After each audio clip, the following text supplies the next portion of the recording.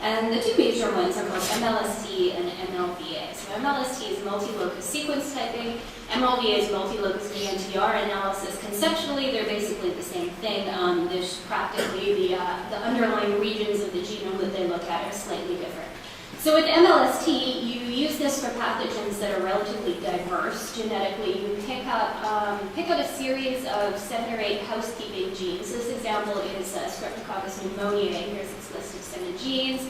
Design some PCR primers to amplify up fragments of those genes, and there's a centralized database where people have recorded all of the different variants of that fragment they have seen. They've assigned each of these variant sequences an allele number, so what you do is you do your sequencing at these 7 loci, you put your sequence into the database, and it spits back an allele profile. So at arrow E, you have allele 2, from at GDH, you have allele 8. And then you can see if your isolates from an outbreak have a similar 7 allele pattern or whether they're different from each other. MLVA is pretty much exactly the same thing. You use it for more genetically monomorphic pathogens, things that aren't as divergent from each other. Tuberculosis would be an example. I'll show you one of the TB-specific MLVs later. But this is basically variable number tandem repeat analysis. You just look for a bunch of spots in the genome where you know you've got tandem repeats. You sequence those, you count how many repeats are there, and that becomes your allele count. Now, there are problems with the way we do molecular epidemiology right now. Certainly things like MLST and MLVA are great, and they're a lot better than just having somebody cough on a plate and say, well, this culture looks like this other guy's culture, so they must be related. They're good, but they could be better. So some of the problems that we face are that some of these things do require culture. And if you've got an unculturable or a difficult to culture organism or a slow to culture organism, tuberculosis, which takes 6 weeks to grow up enough to play with, then you've got a really slow turnaround time in doing your typing. For things like MLST and MLVA, you do need a globally standardized protocol. You need everybody across the world to agree on which loci you're using, which primers you're using, what the allele designation is going to be. You have to have this available on some sort of database that everybody can access. And you need the same protocols, the same reagents in order to ensure consistency. You also need prior knowledge of the genome that you're dealing with. You can't use these techniques to type a genome that has only just been sequenced for the first time because you haven't had a chance to go out, sequence a bunch of those, figure out where the variable regions are, which housekeeping genes are there, and how divergent are they. So it requires a lot of prior knowledge and prior protocols. And what I think is most important, and I'll show you in really great detail with the TB work, is that even these good techniques that we have now don't give you perfect resolution in an outbreak. So here's an example of Salmonella typhimurium. With pulse field, where you do that DNA ladder pattern, there's one particular subtype of PFG. There's many, there's hundreds of PFG subtypes, but I'll just use one as an example. There's one of those where if you apply a different technique called phage typing, suddenly that one PFG type resolves into 2 phage types. And then if you apply MLVA, that one phage type, or that one PFG type resolves into 5 different MLVA types. And so where this is important is that these different levels of resolution really affect our view of an outbreak. So say you've got a bunch of people that are sick with something and you send your field epidemiologists out to go figure out the relationships between these individuals, and you're able to connect a few of them with lines. If you do pulse field gel and everybody shows up as being pulse field type 22, then this is a reasonably accurate depiction that you can figure out what happened in the outbreak from.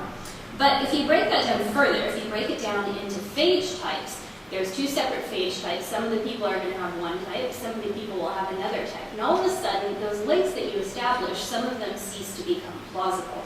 And if you take that down a layer further into MLVA analysis, again, you get the same thing. The finer resolution it is, the less explanations, the less plausible explanations you have for any one person's source of disease. So MLVA, while it seems great on the surface, it's only looking at 0.03% of the genome. So in that previous example, we had 5 genotypes, and those 5 genotypes are deduced just from a tiny, tiny, tiny, tiny fraction of the genome, and we're ignoring the whole rest of the genome.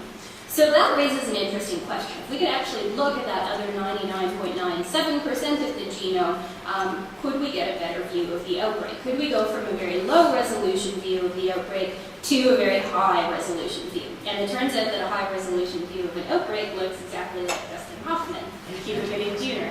in Outbreak, every epidemiologist's favorite movie. We love watching it and pointing out all the things that they did wrong. It's quite fun. So next generation sequencers are really what opened the door to us actually being able to look at this other 99.97% of the genome. So things like the 454 and the genome analyzer are basically marking the dawn of a new era in molecular epidemiology. An era that, for lack of a better word, we shall call genomic epidemiology. This term was actually first proposed in reference to infectious disease epidemiology, but it was later co-opted by those human genome folks who now use it to refer to genetic markers that are associated with things like chronic disease development and risk. But we're taking it back in infectious disease epidemiology. We're back, we originated it, we get the word.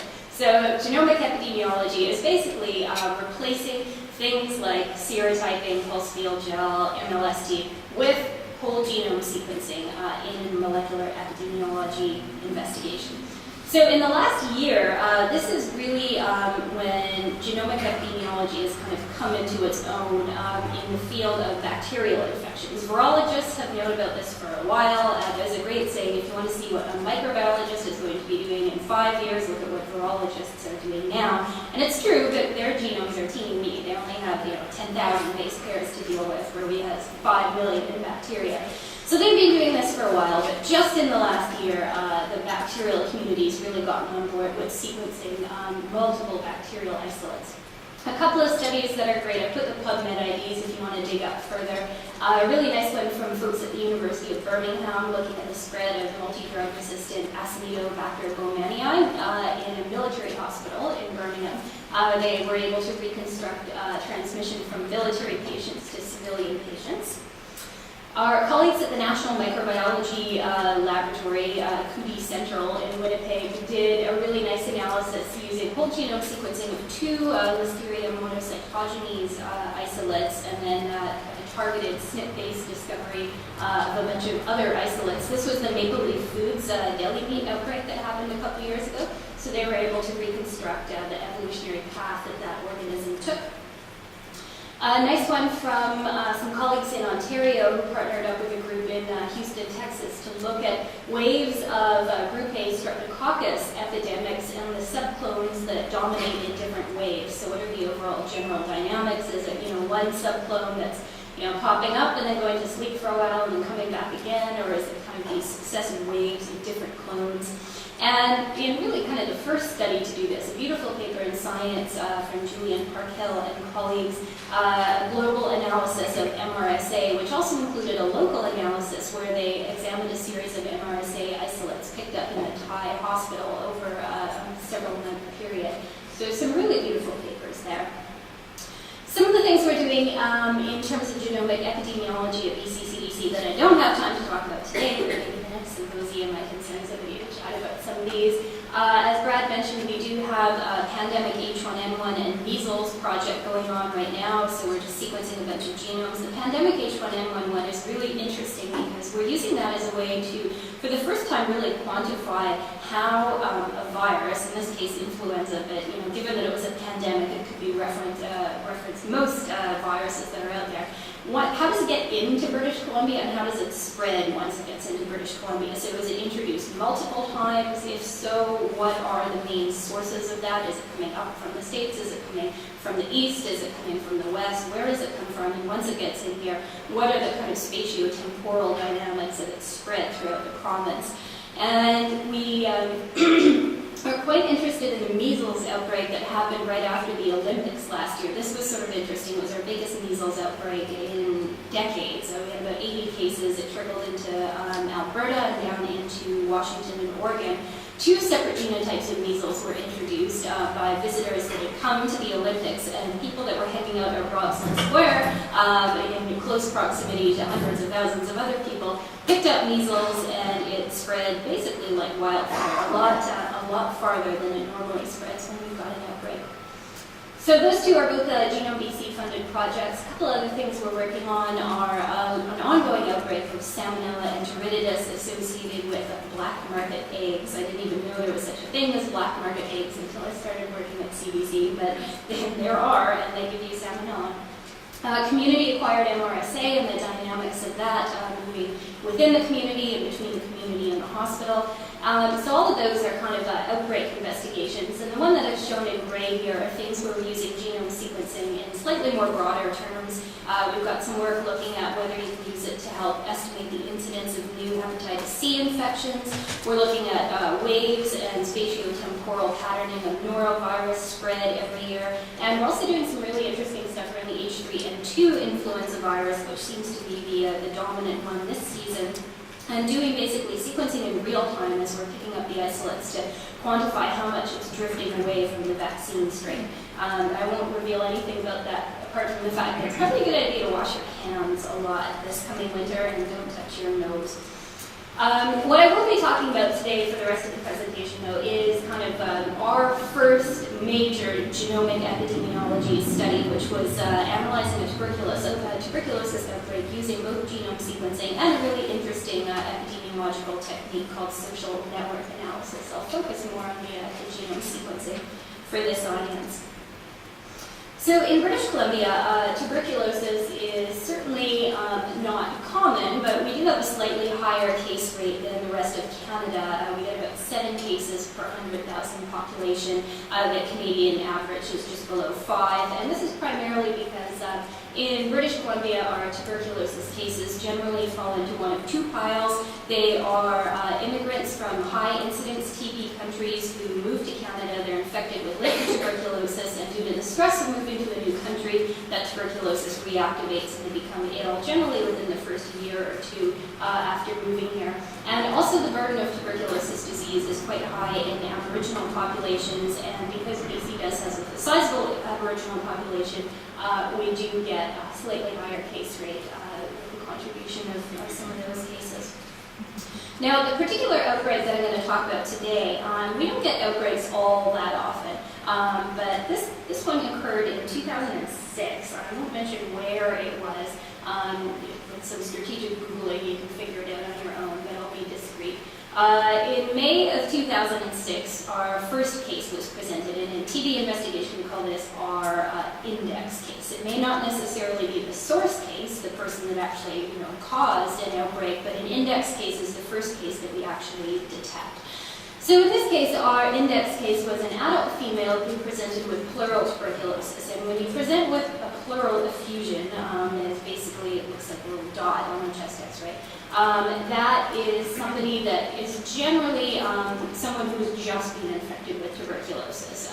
There are exceptions to the rule, but pleural TB is generally a good sign that you've just gotten sick. So at the time, the technique that we used for molecular epidemiology in TB was RFLP, restriction fragment length polymorphism. So we did RFLP typing of her tuberculosis isolate, and her pattern, her DNA banding pattern, was the same as some of the isolates that we had picked up in that same region over the preceding 10 years or so. And certainly this particular part of British Columbia was no great stranger to tuberculosis. It wasn't really an uncommon event. So, not much was thought of this. It was just treated as, another case of TB in the community. In July, though, a second case popped up, and this one was an infant female. And infants and children in general generally always present with TB meningitis rather than, lung-involved pulmonary tuberculosis. And when we did RFLP on her isolate, we found, yes, it too matched the preceding case, the index case, as well as some historical cases. But interestingly, there was no real connection between these 2 individuals. So this was kind of unusual and caused us to take notice. And the fact that an infant was sick too really caused the community to take notice. This particular community was very close-knit. Most of the people in the community knew each other, and many of them knew the infant. And so when she took ill, a lot of them brought themselves forward for testing and said, I know the infant, but I have tuberculosis. So as a result of people bringing themselves forward, and as a result of reverse contact tracing initiated around the infant, which is basically where we do a bunch of interviews to try and figure out who might have been the source of that child's TB,